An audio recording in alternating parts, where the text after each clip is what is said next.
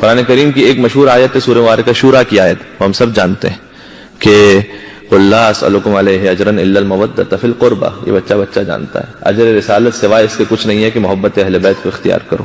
ایک اور آیت ہے اسی موضوع پر سورہ مبارکہ فرقان میں کہ جو قدر غیر معروف ہے، اور وہ آیت یہ ہے کہ قل، اے رسول کہہ دیجئے، اس کا آغاز بھی قل ہی سے، اے رسول میں حکم دے رہا ہوں کہ آپ کہہ دیجئے ما اسألکم علیہ من اجر، کہ میں تم سے کسی اجر کا مطالبہ ہی نہیں کرتا، الا سوائے ایک اجر۔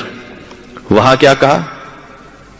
قربا کی مودت، یہاں کیا کہا؟ الا من شاء ان یتخذ الی ربہ سبیلا، اے رسول ان سے کہہ دیجئے کہ اجر رسالت سوائے اس کے کچھ نہیں ہے کہ تم اللہ کے راستے پر چلنے والے بن جاؤ۔ اب دیکھیں قرآن کریم فصاحت و بلاغت اس معراج پر ہے، وہ اپنے ذرا سا تھوڑا سا ٹیکنیکل اگر ہم بات دیکھ لیں اور اس سے ہم ایک نتیجہ حاصل کر لیں، لیکن جب بھی کسی چیز کے بارے میں دو ایگزمپشنز ہوتے ہیں تو یا تو وہ دونوں میں سے کوئی ایک غلط ہے، اور فرمائیے گا، یا دوسرے نمبر پہ یہ ہو سکتا ہے کہ غلط نہیں ہے، دونوں میں الفاظ مختلف ہیں، بات ایک ہی ہے۔ اور فرمائیے گا، ذرا سا مثال دے دوں۔ مثلا ایگزمپشن ہم یہ کہتے ہیں کہ میں مجلس کی مثال دوں، کوئی یہ کہتا ہے کہ میں یہاں شارجہ میں رہتا ہوں، کہیں کسی مجلس میں نہیں جاتا سوائے یہاں اس امام بارگاہ آتا ہوں، ٹھیک ہے؟ اور پھر کوئی یہ کہے، وہی شخص، کہ میں کہیں کسی اور مجلس میں نہیں جاتا، مثلا گسیس امام بارگاہ جاتا ہوں۔ ان دو میں سے کوئی ایک بات غلط ہوگی، اس کا جملہ صحیح نہیں ہے، ادبی اعتبار سے، فصاحت و بلاغت کے اعتبار سے جملہ غلط ہے۔ کہ اگر کوئی یہ کہے کہ میں کہیں اور مجلس میں نہیں جاتا، یہاں آتا ہوں، پھر کہے میں کہیں اور مجلس میں نہیں جاتا، وہاں جاتا ہوں، نہیں، یہ ایگزمپشن غلط ہے۔ ہاں ایک صورت میں یہ صحیح ہو سکتا ہے، وہ کیسے صحیح ہو سکتا ہے؟ کوئی یہ کہے کہ میں کہیں کسی اور مجلس میں نہیں جاتا، صرف اس امام بارگاہ آتا ہوں، اور پھر کوئی یہ کہے کہ میں کہیں کسی اور مجلس میں نہیں جاتا، وہ جو شارجہ میں امام بارگاہ وہاں جاتا ہوں۔ یہ دو جملے مختلف ہیں لیکن دونوں کا مصداق ایک ہے۔ اور فرمائیے گا، اس کا مطلب یہ ہے کہ اگر دو استثناء کیے جائیں کسی ایک چیز کے بارے میں تو یا تو غلط ہوگا معاملہ، یا پھر یہ کہ دونوں میں الفاظ مختلف ہوں گے، اصل معاملہ ایک ہی ہوگا۔ اب پروردگار اپنے حبیب سے کیا کہلوانا چاہ رہا ہے؟ میں تم سے اجر رسالت کچھ نہیں چاہتا سوائے اس کے کہ اہل بیت کی محبت رکھو۔ پھر سورہ فرقان میں کہا قل ما اسألکم علیہ من اجر الا من شاء ان یتخذ الی ربہ سبیلا، میں اجر رسالت کچھ نہیں چاہتا سوائے اس کے کہ اللہ کے راستے پر چلنے والے بن جاؤ۔ یہ ایک چیز کے بارے میں دو استثناء ہے، اجر رسالت کے بارے میں کہا کچھ نہیں چاہتا مگر اہل بیت سے محبت رکھو، یہ چاہتا ہوں۔ پھر کہا اجر رسالت کچھ نہیں چاہتا مگر یہ کہ اللہ کے راستے پہ چلنے والے بنو، یہ چاہتا ہوں۔ تو پروردگار اس میں سے یہ بات صحیح ہے یا وہ بات صحیح ہے؟ اگر کسی انسان کا کلام ہوتا تو ہمیں سمجھ میں آتا کہ ہو سکتا ہے اس نے یہاں غلطی کی ہو یا وہاں غلطی کی ہو، لیکن یہ اللہ کا کلام ہے کہ ذالک الکتاب لا ریب فیہ، اس میں شک و شبہ کی کوئی گنجائش نہیں ہے۔ اس کا مطلب یہ ہے کہ پروردگار کہنا یہ چاہتا ہے کہ میں نے الفاظ دونوں مقامات پر الگ الگ استعمال کیے ہیں، الفاظ جدا جدا استعمال کیے ہیں، حقیقت میں دونوں ایک ہی چیز ہیں۔ ایک ہی چیز ہے کا مطلب کیا ہے؟ مطلب یہ ہے کہ اجر رسالت مودت اہل بیت بھی ہے، اجر رسالت اللہ کی راہ پر چلنا بھی ہے۔ اور ہمارے یہاں کاش میری بات پہنچ سکے، اجر رسالت محبت اہل بیت بھی ہے، اجر رسالت اللہ کی راہ پر چلنا بھی ہے، یعنی محبت اہل بیت اللہ کے راستے پر چلے بغیر مل نہیں سکتی، اور اللہ کا راستہ بغیر محبت اہل بیت کے حاصل ہو نہیں سکتا۔ صلوات بر محمد و آل محمد۔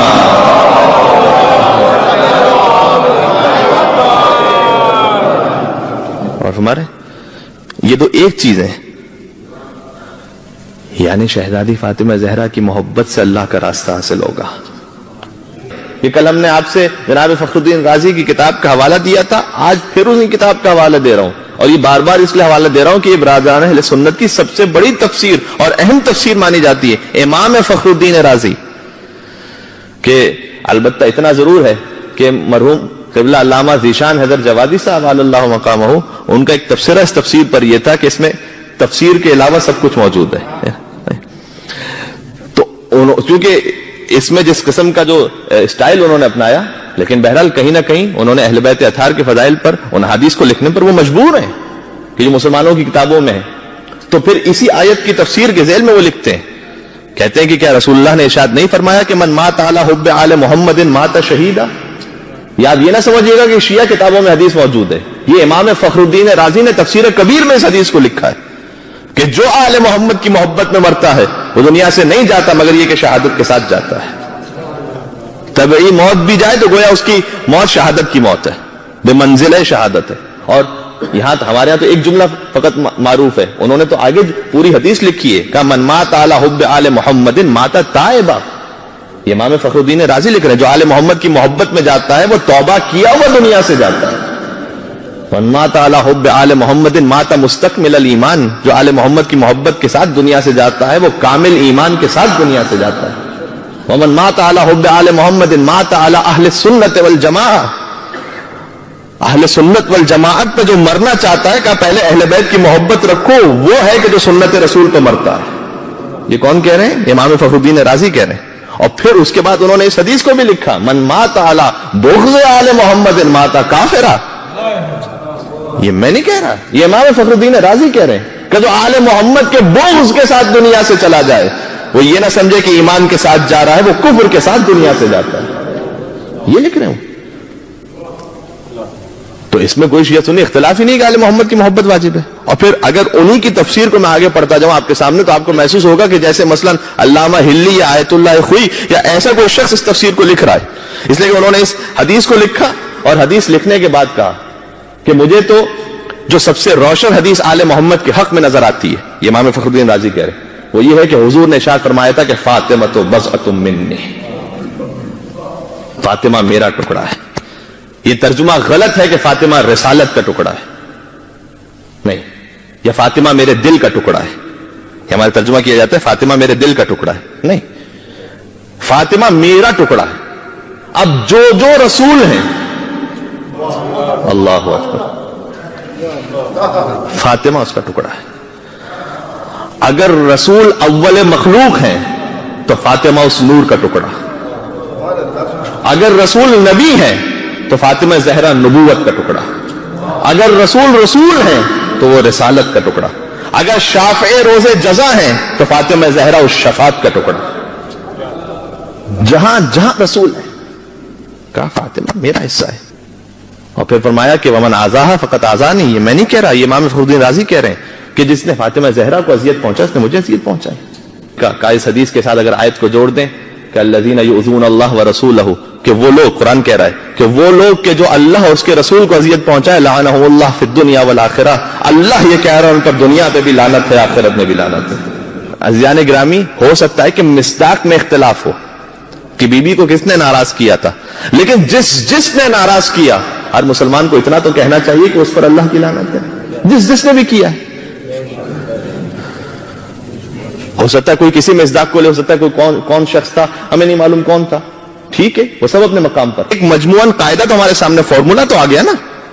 فارمولا تو یہی ہے کہ جس سے بیوی ناراض ہے اسے رسول اللہ ناراض ہے, جس سے رسول ناراض ہے قرآن میں اللہ یہ کہہ رہا ہے کہ اس سے میں ناراض ہوں, جس سے میں ناراض ہوں دنیا میں بھی لعنت ہے آخرت میں بھی لعنت ہے. یہ معاملہ تو طے ہے, اس میں تو کوئی شک نہیں ہے.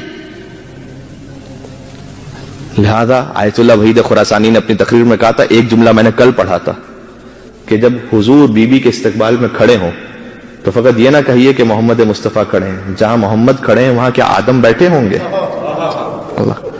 وہاں نوح کیا بیٹھے ہوں گے, وہاں ابراہیم کیا بیٹھے ہوں گے. یعنی جب بی بی آ رہی ہیں تو فقط حضور نہیں کھڑے, 1,24,000 انبیاء عظمت فاطمہ زہرا کے اکرام میں بلند ہیں. اور اگر آج حضور سوگوار ہیں اور آج ہم انہیں تعزیت پیش کرنے کے لائے ہیں تو اس کا مطلب یہ ہے کہ اس محفل میں اگر محمد مصطفیٰ ہیں تو پھر آدم بھی یہیں موجود ہے, پھر نوح بھی یہیں موجود ہے, پھر ابراہیم بھی یہیں موجود ہے, پھر موسیٰ عیسیٰ بھی یہیں موجود ہیں, سب کے سب مجلس فاطمہ زہرا میں شریک ہیں. یہ وہ نام ہے کہ جو اتحاد بین المسلمین کی علامت بن سکتا ہے, بی بی کا نام. اس لیے کہ یہ وہ نام ہے کہ جس پر کسی مسلمان فرقے کو کوئی اختلاف نہیں ہے, شہزادی کونین کی محبت پر, اور ہونا بھی نہیں چاہیے ورنہ وہ مسلمان نہیں رہ سکتا.